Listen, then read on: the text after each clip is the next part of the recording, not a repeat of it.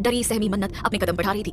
वो दोनों एक विशाल कांच के दरवाजे के आगे आकर रुके। उस दरवाजे पर भारी सोने के अक्षरों में लिखा था सीईओ अभ्युदय प्रताप राणा। ये नाम पढ़ते ही मन्नत के सीने में अजीब सी घुटन होने लगी। शक्ति ने दरवाजे पर नॉक किया। अंदर से एक रौबदार आवाज गूंजी, कम इन। शक्ति ने दरवाजा खोला और मन्नत को अंदर जाने का इशारा किया। मन्नत किसी बली के बकरे की तरह डरते डरते उस विशाल और ठंडी केबिन में दाखिल हुई। उसके अंदर आते ही पीछे से दरवाजा अपने आप भारी आवाज के साथ बंद हो गया।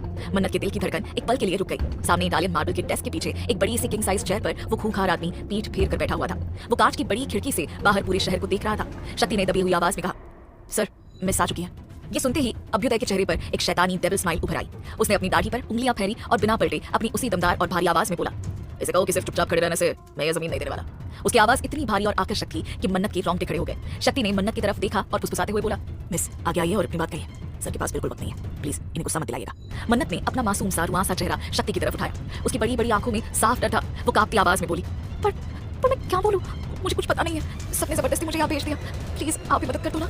अभ्युदय के कान चील से भी ज्यादा तेज थे। वो कब से इन दोनों की फुसफुसाहट सुन रहा था। उसे बर्दाश्त नहीं हुआ कि उसकी तितली किसी और आदमी से मदद मांग रही है। वो झटके से अपनी कुर्सी से खड़ा हुआ। अभी भी उसकी पीठ मन्नत की तरफ ही थी, पर उसकी आवाज में एक दहाड़ थी। उसने गुस्से में कहा, मेरे पास फालतू का वक्त नहीं है, जो बकना है जल्दी बको, वरना शक्ति अभी के अभी जैसे भी चलवा दो उस जमीन पर। जैसे भी का नाम सुनते ही मन्नत बुरी तरह घबरा गई। उसके असाइनमेंट का सवाल था। वो हड़बड़ाकर एक ही सांस में तोते की तरह रटने लगी। नहीं प्लीज ऐसा मत करना, वो जमीन बहुत कीमती है। प्लीज आप उस पर हमें प्रैक्टिकल करने की परमिशन दे दो ना मिस्टर राणा जी। देखिए हम काफी वक्त से वहाँ काम कर रहे हैं और वो जगह मेरे घर के बहुत पास है। मुझे आने जाने में डर भी नहीं लगता। अगर कोई और जगह मिली और वो दूर हुई तो प्लीज मान जाइए ना।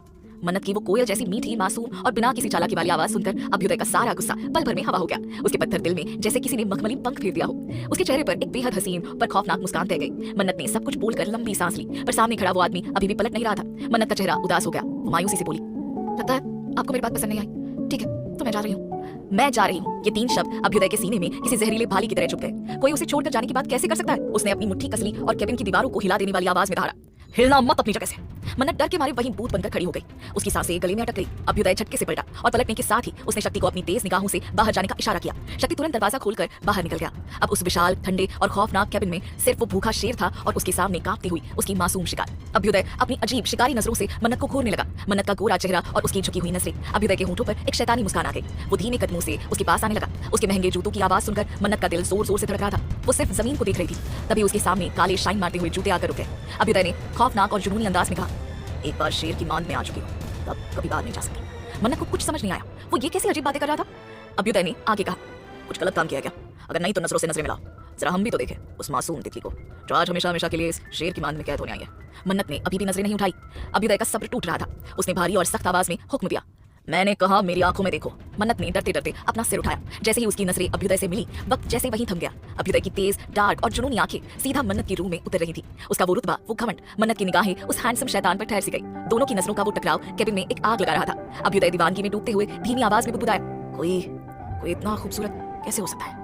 ये सुनकर मन्नत टमाटर जैसे लाल हो गई। शर्म से उसकी नजरें अपने आप फिर झुक गई। इस मासूमियत को देखकर अभ्युदय पागल सा हो गया। उसके कदम अपने आप मन्नत की तरफ बढ़ने लगे। मन्नत डर के मारे पीछे खिसकने लगी। वो पीछे जा रही थी और अभ्युदय उतनी ही तेजी से उसके करीब आ रहा था। जैसे ही वो बिल्कुल पास आया, मन्नत ने घबराहट में अपने दोनों हाथों से अपना चेहरा छुपा लिया। अभ्युदय मुस्कुराया। उसने अपने बड़े सख्त हाथों से मन्नत की नाजुक कलाइयों को पकड़ा और उसके हाथ चेहरे से हटा दिए। अपनी पूरी जिंदगी में अभ्युदय प्रताप राणा ने पहली बार किसी लड़की को छुआ था। मन्नत की वो रेशमी ठंडी स्किन छूते ही अभ्युदय के बदन में 440 वोल्ट का करंट दौड़ गया। उसने अपनी आंखें बंद कर ली। अपने मन ही मन वो बोला, सुकून, यही वो सुकून है जिसकी मुझे तलाश थी। अब ये मेरी है, मैं इसे कहीं जाने नहीं दूंगा। उसने आंखें खोली। उसकी नजरों में अब आग थी। मन्नत उस खौफनाक नजर को देखकर सहम गई और कांपते हुए बोली, पापा। अभ्युदय की शैतानी मुस्कान और चौड़ी हो गई। वो उसके चेहरे के बिल्कुल करीब झुका और फुसफुसाया, पापा नहीं, अभ्युदय प्रताप राणा।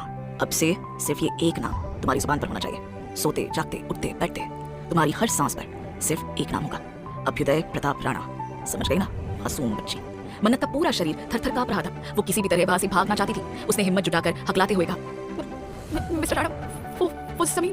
अभ्युदय पीछे हटते हुए बोला, परमिशन है। मन्नत को यकीन नहीं हुआ इतनी आसानी से। अभ्युदय वापस उसके करीब आया। उसकी आंखों में एक खतरनाक जुनून चमक रहा था। परमिशन है, क्योंकि उस जमीन के बदले आज मैंने एक बेहद कीमती खजाना हासिल कर लिया है। वो खजाना खुद चलकर मेरे हाथों में वापस आया और अब वो हमेशा के लिए मेरा हो गया है। मन्नत इस जाल को समझ नहीं पाई। वो कंफ्यूज होकर उसे देखने लगी। अभ्युदय ने अपना बड़ा सा हाथ मन्नत के माथे पर रखा, उसे हल्के से सहलाया और एक डेविल स्माइल के साथ बोला, इस छोटे से दिमाग पर ज्यादा जोर मत डालो, वक्त आने पर तुम्हें सब पता चल जाएगा। अब जाओ बच्ची। इतना सुनते ही मन्नत की जान में जान आई। वो बिना एक सेकंड रुके राजधानी एक्सप्रेस की स्पीड से उस केबिन से बाहर भाग गई। अभ्युदय ने डरावनी और खतरनाक आवाज में कहा, आसानी से और शांति से मान गई तो वो तुम्हारी अच्छी किस्मत होगी मेरी जान, वरना मेरी जिद का अंजाम तुम बहुत जल्द देख लोगी। मन्नत को लग रहा है कि वो बस एक जमीन की परमिशन लेकर आजाद हो गई है। अपनी इस छोटी सी जीत पर खुश होती है मासूम नहीं जानती कि उसने अनजाने में ही अपनी पूरी जिंदगी का सौदा उस शैतान से कर लिया है। वो खजाना कोई और नहीं बल्कि वो खुद है। जब अभ्युदय इस जमीन की असली कीमत वसूलने मन्नत के दरवाजे पर पहुंचेगा तब क्या होगा? क्या मन्नत इस शैतान के चंगुल से बच पाएगी या फिर अभ्युदय उसे पूरी तरह से बर्बाद कर देगा? मन्नत भागती हुई लिफ्ट के पास आकर रुकी। उसकी सांसें तेज चल रही थी और दिल जैसे सीने से बाहर आना चाहता था। वो खुद को संभालने की कोशिश कर रही थी, तभी शक्ति उसके पास आया और बोला, क्या हुआ? अब ठीक है नमस? मन्नत ने गहरी सांस ली और अचानक मुस्कुरा उठी। उसकी आंखों में मासूम खुशी चमक उठी और वो बोली, आज तो मेरा दिन बन गया। आपके सर मान गए और अब हम आराम से उस जमीन पर काम कर सकते हैं। सब मुझ पर प्राउड करेंगे।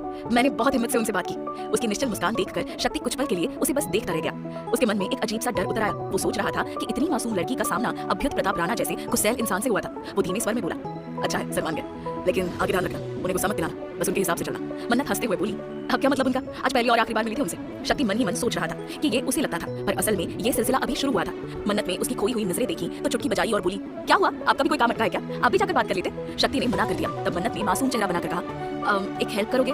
मुझे नीचे छोड़ दो, मैं अकेले नहीं जा सकती थी, पापा इंतजार कर रहे होंगे। शक्ति मान गया और दोनों आगे बढ़े। तभी अचानक वही सर्द और भारी आवाज सुनाई दी। मन्नत का दिल धक से रह गया और वो तुरंत शक्ति के पीछे छुप गई। अभ्युत दूर से ये सब देख रहा था जब वो शक्ति से बात कर रही थी और उसके चेहरे पर गुस्सा उतर आया। वो तेज कदमों से आगे बढ़ा। वहां मौजूद सारे कर्मचारी खड़े हो गए, लेकिन उसकी नजर सिर्फ मन्नत पर टिक गई। वो सख्त आवाज में बोला, सामने आओ। ये सब क्या था? शक्ति कुछ कहने लगा पर उसने हाथ उठाकर उसे चुप करा दिया और बोला, तुम्हें सुनाई नहीं दे रहा बच्ची? सामने आओ। चुप क्यों रही थी? मन्नत डर के मारे कांपती रही और कोई जवाब नहीं दे पाई। अभ्युत की मुट्ठी कस गई और वो गुस्से में बोला, खींच कर बाहर निकालूंगा, इससे बेहतर खुद आ जाओ। मन्नत ने सिर हिलाकर मना कर दिया। अभ्युत ने इशारा किया और शक्ति पीछे हट गया। मन्नत घबराकर फिर उसके पीछे जाने लगी। तभी अभ्युत ने गुस्से में दीवार पर मुक्का मारा और बोला, सिद्धि लड़की।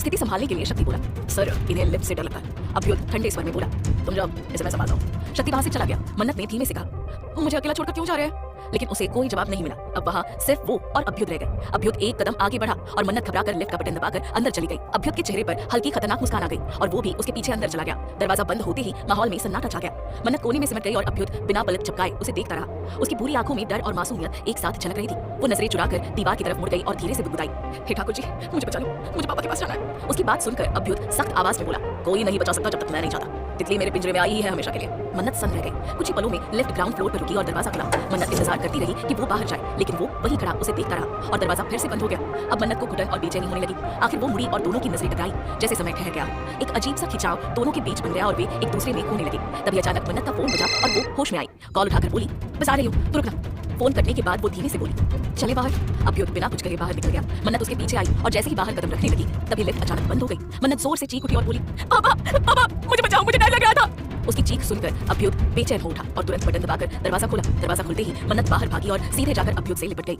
दोनों एक पल के लिए ठहर गए। मन्नत की सांसें तेज चल रही थी और उसका दिल जोर से धड़क रहा था। उसका चेहरा अभ्युत के सीने से लगा हुआ था और वो उसे कसकर पकड़े रही जैसे वही सुरक्षित हो। अभ्युत के हाथ हवा में ही रह गए। वो समझ नहीं पा रहा था कि उसके साथ क्या हो रहा था। एक अजनबी लड़की उसकी बाहों में थी और वो उसे दूर भी नहीं कर पा रहा था। मन्नत को उसके पास अजीब सा सुकून मिल रहा था, जैसे वो अपने पापा की बाहों में हो। तभी गार्ड्स वहां पहुंचे और बोले, सर सब ठीक है। उनकी आवाज सुनकर मन्नत होश में आई और तुरंत अलग होकर बोली, सॉरी मैं डर गई थी। अभ्युत ने उसे देखा और हल्की मुस्कान के साथ बोला, अगर ऐसा था तो तुम्हारा ये डर मुझे पसंद आया बच्ची। मन्नत उसकी बात समझ नहीं पाई और नजरें झुका ली। तभी वीरा दौड़ती हुई वहां आई और बोली, मन्नत तो ठीक है ना? मन्नत उसकी तरफ बढ़ी, लेकिन अभ्युत की नजरें अब भी उसी पर टिकी रही। उसकी आंखों में इस बार सिर्फ गुस्सा नहीं बल्कि एक खतरनाक इरादा साफ झलक रहा था। मन्नत को अभी ये एहसास भी नहीं था कि वो सिर्फ एक पल के लिए नहीं बल्कि हमेशा के लिए उसकी दुनिया में कदम रख चुकी थी और अब उससे निकलना इतना आसान